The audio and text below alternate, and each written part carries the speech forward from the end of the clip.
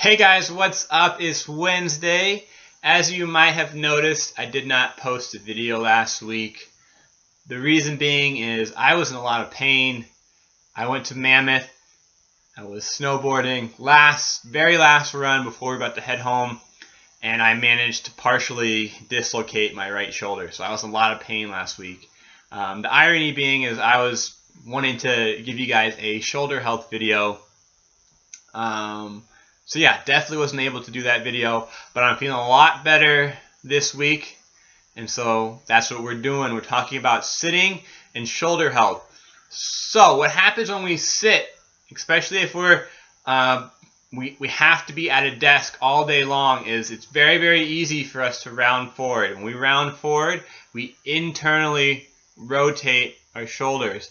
What that will do is it will chronically overstretch our back. Internally rotating the shoulders, chronically overstretching our back. We will be in thoracic flexion. Shoulders will come forward. We almost round up into a little ball. We'll round forward. That's bad. We don't want to do that. We want to be able to stay upright.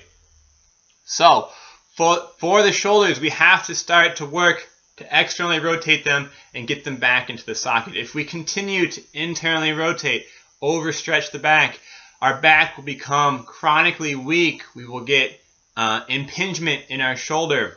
Over time, you will develop a lot of pain, a lot of injuries, and you might, doing a simple movement with an overly stretched, overly weak back, tear. And you hear a lot about rotator cuff tears. So if you do not want to have a rotator cuff tear, please, please, please do these exercises that I'm going to go ahead and show you today. So the first thing we want to take note of is that we want to start to understand what internal and external rotation is in our shoulder. We want to think of the top of our shoulder as the head of a screw. We want to screw that, that shoulder internally and externally. I'll show you really, really simply. We want to start external rotate.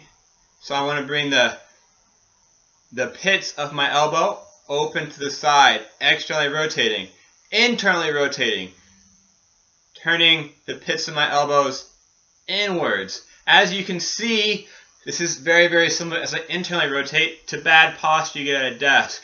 So you don't need to work on internal rotation as much, really work on externally rotating. So try to turn those pits of those elbows out to the side. Elbows stay in, externally rotate. Just turning that head of the shoulder like a screw, externally rotating. As you do, you can see it opens my chest up. I want to have a nice, strong, open chest. I want to squeeze my back, but I don't want to arch my back. From the side, it looks like this. External rotation. Externally rotating, turning the pits of my elbows open to the side, squeezing my mid-back. And finally, from the back, externally rotating. You can see I'm engaging my back as I do this, opening my chest up, but I do not want to arch my back, so I don't want to get this. I want to make sure I'm just rotating my shoulders, squeezing that mid-back. Start to get that external rotation. Know what that feels like. Know how to externally rotate. Then we can start to bring in the band work. So get a very, very light band. This is a very, very easy stretch band. Everybody should have an easy, light stretch band laying around. They're really cheap. Go out and get one. We're going to work the rotator cuff. Of the muscles stabilizing the shoulder, the most important group is the rotator cuff. If you have a strong rotator cuff, you're going to have a very stable shoulder. So start doing rotator cuff exercises. The most important one that everyone should be working on is external rotation, doing that rotator cuff work. Rotator cuff is backside of the shoulder into your scapula. So elbow pressed in. I do not want to move my elbow. Elbow stays pressed into my side. Again, imagine that the shoulder is that head of that screw, and you just want to externally rotate. That's it. As you can see, I'm not lifting my elbow away and pulling that open. I want to only externally rotate. Imagine you just screwing in the top part of that arm. From the back, it looks like this. You will see engagement of your back. Elbow stays in. Externally rotate. This is my bad shoulder, so I'm not going to get very much range of motion, but it's very, very important, especially after you dislocate your shoulder, to have a strong rotator cuff. So really, really work on that external rotation with the band.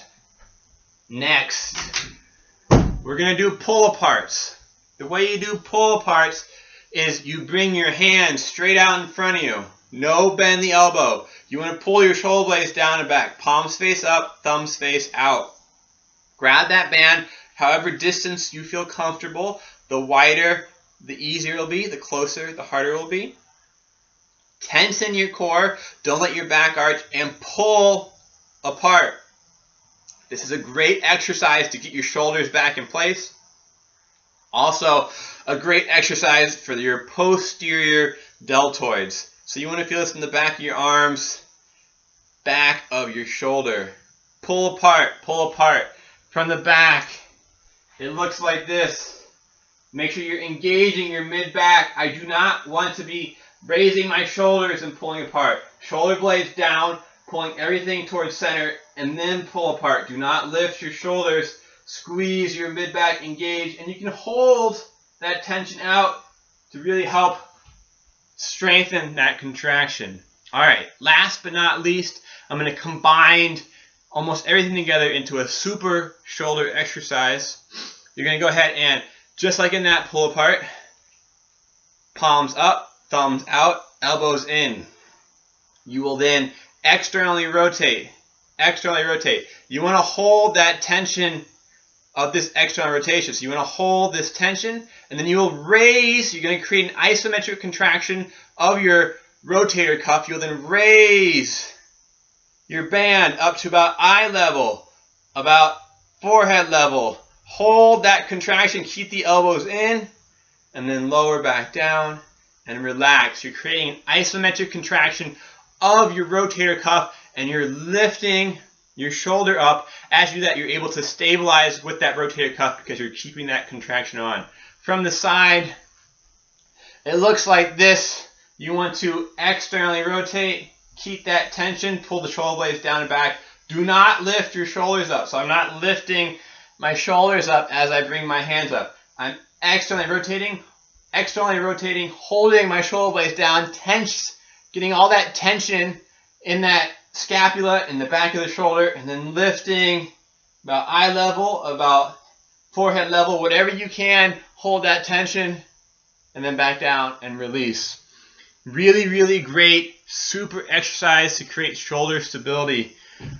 Again, we want to make sure we're getting our shoulder blades back into the position so that they're sitting in the socket correctly. The biggest thing if you are sitting all day is to start working on external rotation. Alright guys, that's all I got for you today. Hopefully, as you can see, my shoulder's actually not that bad, so I should be able to get a video out to you guys next week. Thanks for watching, and I'll see you guys next week.